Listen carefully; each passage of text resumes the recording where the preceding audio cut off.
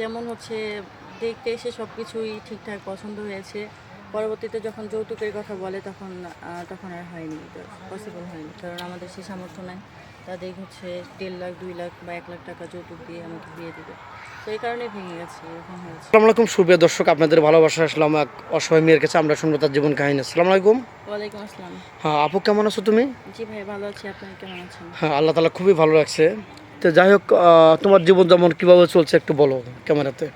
জীবনযাপন চলতেছে কোনো রকম ভাইয়া। হচ্ছে কারণ বাবা নাই, যে সংসারে বাবা থাকে না তারাই আসলে জানে যে না থাকার কি কষ্ট, আর হচ্ছে স্বভাবে মানে সংসারে কীরকম অভাব অনটন পড়ে।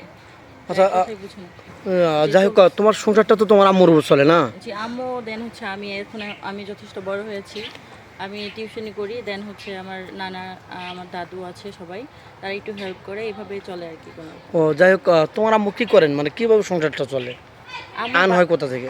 জি আম্মু হচ্ছে তেমন কিছু করে না, বাসায় থেকে। আমার বাবা মারা গেছে প্রায় ৪ বছর। আম্মু আপাতত কিছুই করে না। ওই ৩-৪ বছর থেকে আমার দাদু নানু, দেন হচ্ছে আমি কিছু করি, এই যে ও টিউশনি করে, 2-4টা বাচ্চা পড়াশোনা করে, আবার তোমার নানুরা হেল্প করে। জি এভাবেই তো চলে। ও যাই হোক, তাহলে তো খুবই কষ্ট করে তোমার দিন যাচ্ছে। হ্যাঁ, চলতেছে কোনো। এখন তুমি কি চাচ্ছ যে কোনো প্রবাসী ভাই বা বাংলাদেশে কোনো ভাই ভিডিও দেখে তোমার একটা সেলাই মেশিন দান করলো বা একটা চাকরির জন্য হেল্প করলো, এটা চাচ্ছ না শুধু বিয়ে শাদী করে তোমার আম্মুর বোঝাটা হালকা করতে চাচ্ছ, কোনটা? যে এরকমই, কারণ হচ্ছে আমি যথেষ্ট বড় হয়েছি, আমার বিয়ের বয়স হয়েছে। তো সেক্ষেত্রে আমি চাইবো, দেন আমার মা পরিবার সবাই চায় যে আমার বিয়ে হোক, আমি সংসার করি আর ভালো থাকি, এইটাই।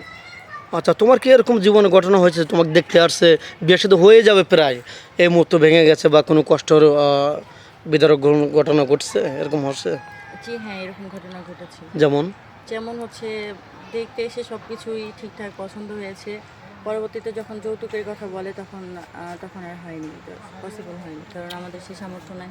তাদের হচ্ছে ১.৫ লাখ, ২ লাখ বা ১ লাখ টাকা যৌতুক দিয়ে আমাকে বিয়ে দিবে। তো এই কারণেই ভেঙে গেছে, এরকম হয়েছে। ও তাহলে তো খুবই কষ্ট, আর সে কষ্ট আর কিছু হয়ে থাকে না। তো যাই হোক, তোমার কি যৌথ ফ্যামিলি ভালো লাগে না সিঙ্গেল ফ্যামিলি ভালো লাগে? যৌথ ফ্যামিলিই ভালো লাগে। এমনটা কেন? এখন তো মানুষ শুধু স্বামীকে চায়, আর কাউকে ভালো লাগে না। এখন সেই ক্ষেত্রে বলবো, যদি হচ্ছে আমি মনে করি স্বামীর ভালোবাসাটাই সবচেয়ে বড় কিছু।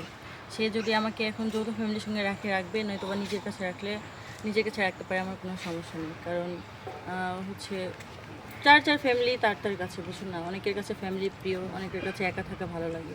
তো আমার কোনো আপত্তি নেই কিছু। হ্যাঁ হ্যাঁ, বুঝতে পারছি। তো যাই হোক, তোমার ভালো এক মেয়ের সাথে বিয়ে হলো, সে প্রবাসী থাকে। যাক, তোমাকে যদি প্রশ্ন করে যে তুমি কোথায় ঘুরতে যাবে, তো বাংলাদেশের 64 জেলার ভিতরে কোন জেলাটা ভালো লাগে, কোথায় ঘুরতে আসবা স্বামীকে নিয়ে?